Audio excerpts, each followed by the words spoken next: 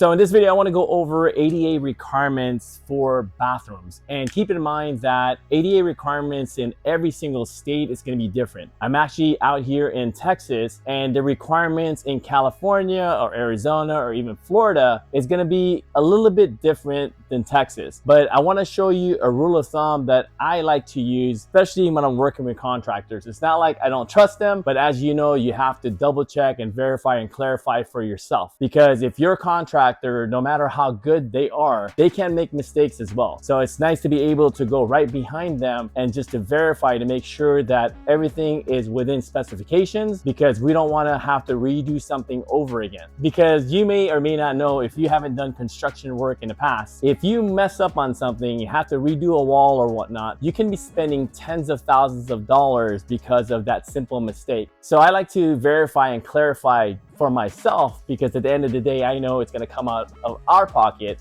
if we have to redo something over again. So I'm actually here at our 16-bed assisted living facility, and you're actually looking at the doorway for the bathroom. So really quickly, this doorway should be right around 36 inches wide. A typical doorway for a residential property is going to be a little bit smaller.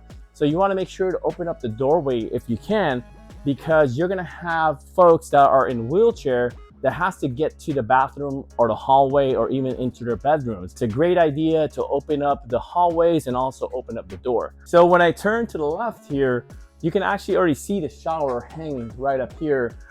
There's a sink that's going to be here to my right, and to my left is going to be the toilet. So out here in Texas, to be ADA compliant, for folks that are in wheelchairs, they have to have a 5-foot turning radius because of their wheelchair. So what I like to do is I like to pull out the tape measure and pull it out right around 2.5 feet. And I like to make a roundabout all the way around the bathroom just to make sure that I don't bump into anything. As you can see, it came fairly close to this wall right here. So you want to make sure and verify and clarify that you have enough space for handicap accessibility. It's just like when you walk into restaurants, right? You're probably going to start noticing this, because I didn't notice this back then before we got in the industry. There are bathrooms that are really wide. There's grab bars and the doorways are fairly big because of folks that are in wheelchairs. But what's going to differentiate is the amount of ADA bathrooms that you need in your house depending on your state. But again, as far as ADA requirements, it's going to be fairly similar throughout the country.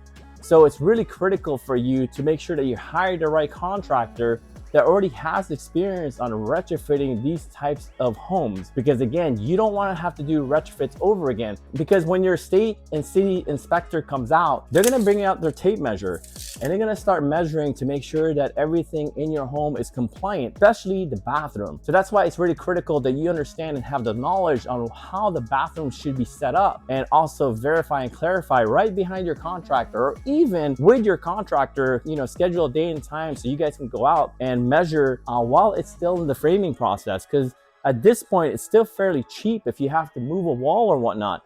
But imagine if we finish this whole entire bathroom out and we have to push the wall out because it's not ADA compliant, and that's going to cost me thousands of dollars to make that type of retrofit because it's completely finished. Because at this point, at the framing process, it's only going to be a couple $100s to move the actual studs in a different location, versus if this whole entire bathroom was completely finished. So if you want to dive in deeper and you want to learn how to open up your first assisted living facility, make sure to book a call at startmyalf.com.